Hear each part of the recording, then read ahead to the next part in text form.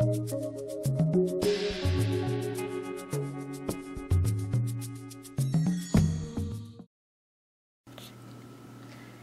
guys, welcome to my channel. How are you all doing? I hope you are having a fantastic day so far. I thank God for each and every one of you. So guess what I'm going to be making today? Kenkey. I beg. I'm going to be making kenkey, alright, Ghana Kenkey. And most of you are wondering, okay, what is kenkey? Kenkey is like a staple food in Ghana, okay? It's really enjoyed by all, like mostly all Ghanaians. Like most Ghanaians eat kenkey, okay? Kenkey is like one of the ish dishes, okay? And it's, if you've ever had tamales before, it's like the same. Most of the ingredients are similar to the ones you use for tamale, but you know, with tamale they go like there's a filling they put in there. But kenkey is not like it's not like that, okay? So let me show you what goes into making kenkey. All right, so you're going to need cornmeal. All right. So this was my cornmeal that I had fermented for days, okay? I will show you the process on how to get it. But then once you ferment it, after, so today when I was about to use it, it was kind of a little brownish on the top. It's not bad, okay? It's just a fermentation process. So what I did was I scraped the brown top off. I scraped it off and threw that part away to get to my dough. So this is the dough right here, and it's going to look, it's going to be hard once you take the top part off. So just go ahead with your hands and sort of like mix it, like try to like, what do I call it? Decramble it, okay? Because it's all like hardened up and all crammed into like, it's like breadcrumbs right now. So you're trying to get it very smooth, so. And this is just the corn? And this is just the cornmeal mixed with water. I had it fermenting. I had it sitting down for a couple of days so that it will be able to ferment. Because the secret to like a really good kenkey, it's how long the cornmeal was able to ferment, okay? That's one of the secrets. Take it from the granddaughter of a kenkey seller, okay? So how many days is this one? I think I fermented it on either Thursday or Friday, and I'm using it today. What's today? Today's Wednesday, so I'm using it today. So you can smell it. It smells very strong. All right, let's move on to the next thing. So you're going to need water. You're going to need salt. Depends on the quantity of the kenkey that you're going to make. So you're going to need anywhere from 2 tablespoons, 3 or 4 tablespoons. It depends on how much kenkey you're making. I use 1 bag of cornmeal, and I don't recollect how. I think it was like 5 pounds. So I have a video for that, so I'm going to post that up, so don't worry. You're going to need corn husks. In Ghana, it's called dokno haban, you know, dokno haban, because dokno haban agobo or agobo, like in one of my local language, Ghana. When my grandmother used to make English, she would send us, go and buy me agobo, which is the corn husk, dokno haban. And kenkey is also called dokno, you know, dokno, komi. It has different names depending on the tribe, okay? So you're going to need that. You're going to need a pot, okay? So this is where the process begins, okay? So I'm going to divide this. I'm going to divide this. Stephen is going to try and get over me. So I'm going to divide this because I'm going to partially cook some of the cornmeal and leave some. So I'm going to be dividing this, and I'll show you. Hold on. Alright, so I told you the secret to a good kenkey is how long the corn meal was able to ferment. Another secret to having a really good and firm kenkey is the portion size, okay? So I am going to partially cook this, okay? You're going to divide your cornmeal into 2 parts, okay? You are going to have one that is raw. You're not going to cook it, and you're going to have one part that is cooked. But this is the trick, okay? This is the I would say the secret of making a really good, nice kenkey. The uncooked part of the cornmeal has to be more than the one you're going to cook, than the part you're going to cook. And we're not going to cook this thoroughly, like you know how you make bangkun, it has to be well done. This is just going to be partially cooked, and it's going to be mixed with the uncooked cornmeal. So the uncooked cornmeal, though I'm saying this, I'm like, slow down, Stella. I'm so serious. It's like a lecture right now. So the uncooked part of the cornmeal has to be more than the cornmeal that you are partially going to cook. So here is mine right here. As you can tell, this is, I didn't measure it, but this is much more than the one I'm going to partially cook, like I told you. Okay, so I'm going to set this aside. You're not going to cook this, so you're going to set this aside, and then we'll move on to the cornmeal that I'm going to partially cook. I have 2 cups of water here. I will need more than that, but I'm mixing this. Okay, so you are going to mix this to the point where there are no lumps in there. I need some more water, so I'm getting some more water. Another 2 cups of water, but I'm going to add it bit by bit.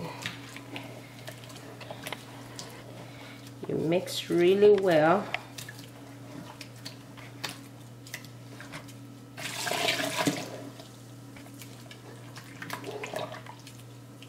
So that's 4 cups of water.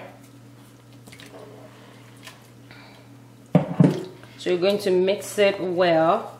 I will probably be adding 1 more cup of water to it, and just mix some. And so when you are mixing your dough, okay, some of the little chunks will be like very like tough to like mix, and you can always like, I mean, scrape those. You can always take that part out and then just like discard. So you can just go with your hand like a strainer, try to find the parts that are not like mixing, you know, and then you just discard. So that's basically it. All right, so we are going to cook our mixed up dough with our water. Like, you know, you mixed it up with your water. I have it on the stove. I'm going to cook it like on I would say medium high. I have it on 8 right now, and so I'm going to go ahead and add my salt in here. Okay, that was about 2 tablespoons of salt. Okay, and so I'm going to partially cook this. I'm not going to let this be done, like well done, like I'm making bangkong. No, it's not like that for kenkey. Just because it's going to go through another process, and then once we finish putting everything together, we're going to cook it for a couple of hours, maybe about 5 hours. So we partially cook this stage. Okay, all right, so stay tuned.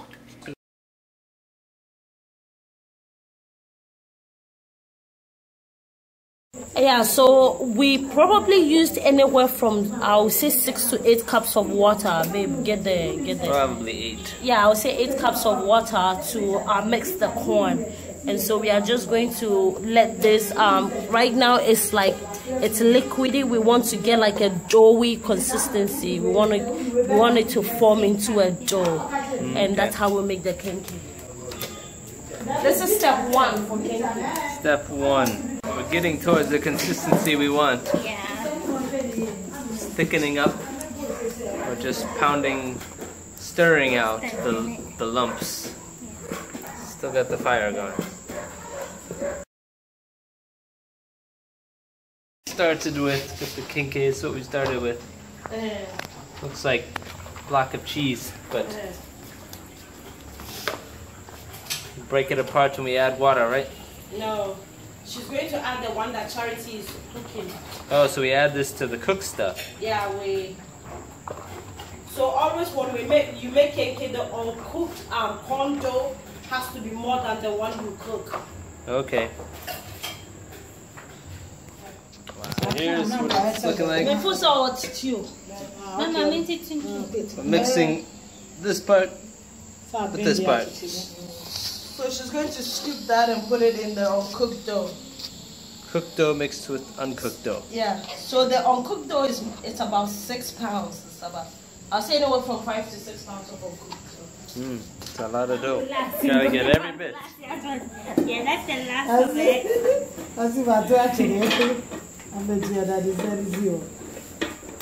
Okay.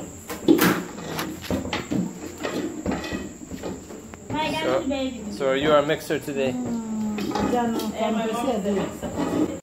So I'm recording this, it's late, so sorry if the video quality is not good. So right now what we are doing is we are mixing both the cooked and uncooked dough. We are going to mix it until they are both thoroughly mixed. Okay, you want to mix it really well so that there are no lumps in it. So this is the starting point. Oh, so she's going to mix it.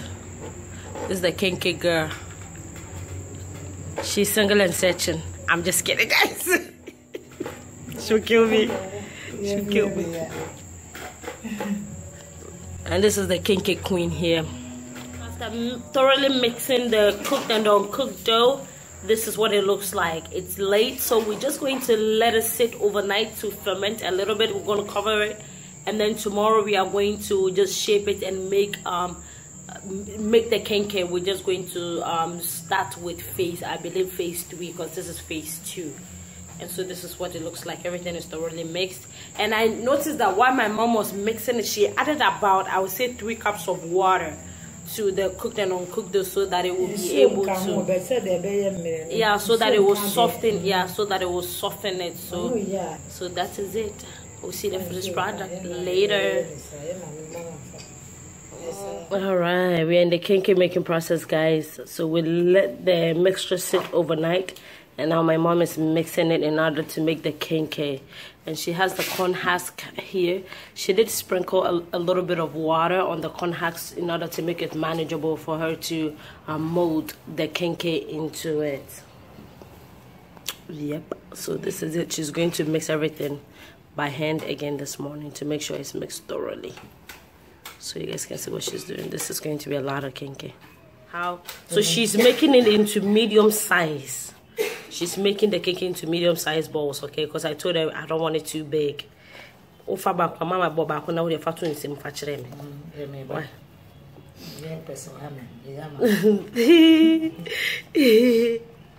So see, she's molded them here.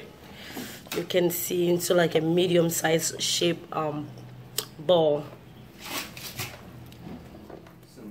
There you go. So she's making it into, see, a medium size. This is not large.